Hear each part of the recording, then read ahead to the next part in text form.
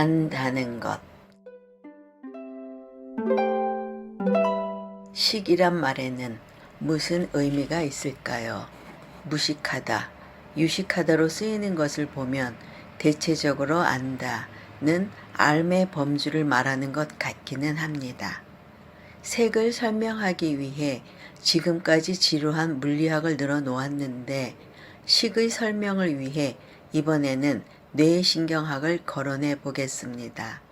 제가 유식하다는 것을 과시하려는 의도가 있는 것은 절대 아니고 다 여러분이 반야신경을 가능하면 다각도로 이해할 수 있도록 하려는 저희 식의 작용과 출가자로서의 프로정신, 중생에 대한 자비의 발로 및 방편바람일의 하나로 생각하시고 불교 공부하며 덤으로 과학적 지식을 얻게 되었다 여기시면 일석이조죠. 도랑치고 가재 잡고요. 누이 좋고 매부 좋고 아니겠습니까? 더욱이 처삼촌 묘 벌초하듯 책을 쓰거나 세계적인 스님이나 명상가의 글을 번역해서 옮기는 재주를 가지고 마치 자신이 그 경지에 이른 듯 거드름 피우는 속물들에 비하면 저는 이 몇 줄을 위해 수십 권의 관련 서적을 읽어야 했으니 그래도 좀 나은 편 아닙니까? 그 대신 핵심만 짧게 거론하겠습니다. 읽으시며 반드시 염두에 두실 부분은 물질이 인식에 절대적으로 관여한다 입니다. 다음은 우리가 인식작용을 일으키기까지 뇌의 메커니즘입니다. 인간의 뇌는 약 1조 개의 세포로 이루어져 있습니다. 그 뇌세포는 뉴런이라는 복잡하게 연결된 신경세포의 네트워크를 구성해 뇌의 특정 부위를 형성합니다. 좌뇌, 우뇌 등으로 말입니다. 약 1조 개의 뇌세포는 약 1천억 개의 뉴런, 신경세포를 구성하는데 이 뉴런 간의 간격은 1mm의 20만 분의 1 정도이고 각 뉴런의 끝은 시냅스라고 합니다.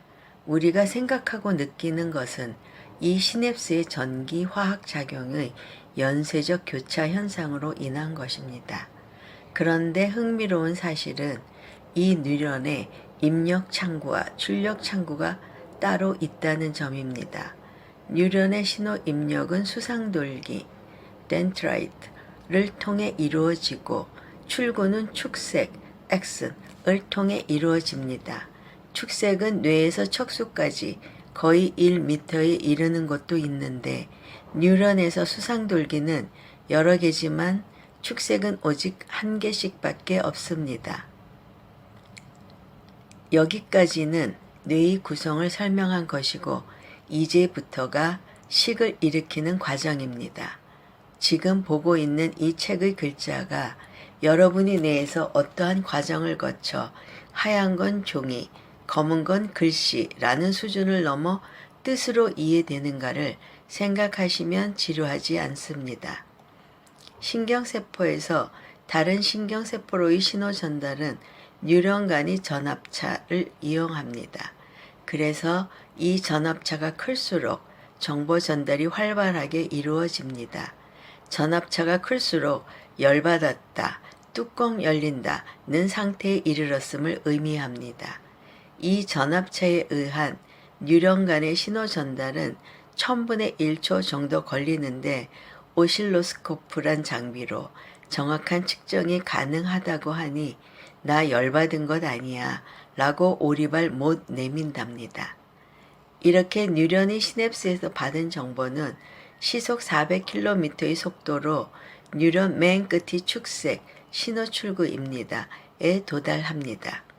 축색 너머로는 강과 같은 액체의 시냅스 틈이 있고 여기를 넘어야 다른 뉴런으로 전달이 가능한데 이 메신저는 화학적 심부름꾼으로 축색의 말단에서 벽, 즉 세포막, 시냅스 점막과 융합하게 된답니다. 이렇게 뉴런과 뉴런 사이에 좁은 틈으로 신경 전달 물질이 방출되는데 이 시냅스 하나에는 10개까지 시냅스 소포가 방출되고 각각의 시냅스 소포에는 다시 신경 전달 물질 분자가 약 1만 개 들어 있다고 합니다. 이 모든 과정을 시냅스 전달이라고 합니다. 결국 우리가 생각하고 느끼는 것은 이런 전기 화학 작용의 연쇄적 교차 현상으로 인한 것입니다. 대표적 신경 전달 물질로는 아세틸콜린, 도파민, 노나드레날린, 세로토닌 등 1950년대에 발견한 것들과 1960년대에 발견한 아미노산으로 구성된 펩티드, 1998년 노벨 생리학상을 수상하게 한 발견인 일산화 질소가 있습니다. 반야신경의 식을 설명하는데 왜 이런 전문적인 분야를 거론했는지 이제 알 수 있게 되었습니다. 신경 전달 물질인 도파민이 부족하면 파킨슨 병에 걸리고 너무 과다해지면 정신분열증의 원인이 된다고 합니다. 그 무서운 알츠하이머병 역시 신경 전달 물질 중 하나인 아세틸콜린 전달 체계의 이상으로 뇌세포가 죽어가는 병입니다. 현재의 뇌 관련 기술 수준은 전해 전량계로 뇌세포 한 개에서 방출되는 신경 전달 물질의 감지가 가능하다고 하니 무시할 수만은 없는 대목입니다. 반야신경의 오온을 축약하면 색 = 식 = 공이 됩니다. 그러니 누군가 식을 설명하며 식 즉 공이라 해놓고 없는 것이라고 해버린다면 그 사람이 스님이건 불교학자건 마음 놓고 다음과 같은 질문을 하세요. 그럼 지금 말씀하시는 식의 작용이 없다는 말은 나는 죽었다 라는 말과 같은 의미로 받아들일 수 있는 것입니까? 라고. 즉 식이 공하다는 반야신경의 가르침은 식이 없다, 더 나아가 마음이 없다는 뜻이 결코 아니라는 것입니다.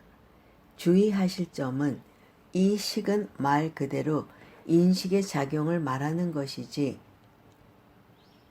내 마음의 본래 성품을 의미하는 것은 아니라는 것입니다. 필로폰 중독이 의식의 즐거움의 극한까지 가는 것인지는 몰라도 마음까지 모두 극락에 가는 것은 아닌 게 분명하지 않습니까? 본래의 내 성품이란 불성이자 식 이전의 마음을 뜻하는 것입니다. 식과 마음의 문제는 앞으로 구체적으로 설명할 기회가 올 겁니다. 이 단순한 식의 멋진 활용의 예를 보여드리지요. 태권부이, 권력을 멀리하고 서로 도움으로써 다스림. 달려라 달려 로봇투야. 사람들이 훈련되어 힘이 좋고 순리를 따라 더욱 힘내어 싸우니 날아라 태권부이.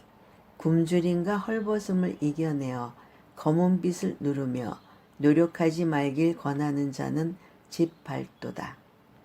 정의로 뭉친 주먹 로버트 태권.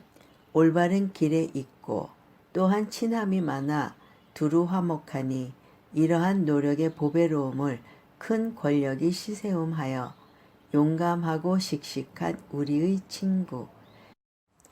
임금을 깎고 경사스러운 일에 고통을 주며 사나운 자들과 세상을 좀먹는 자들을 내버려 두어 오랜 의와 친함이 멀어짐을 걱정케 하도다.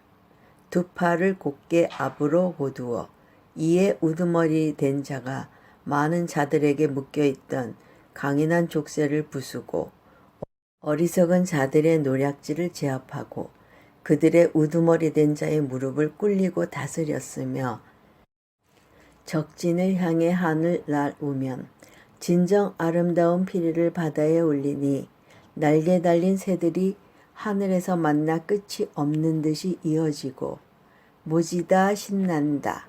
뒤를 따르는 지혜로운 자가 많아 어려운 일을 이룩함 또한 많았다. 태권부의 만만세.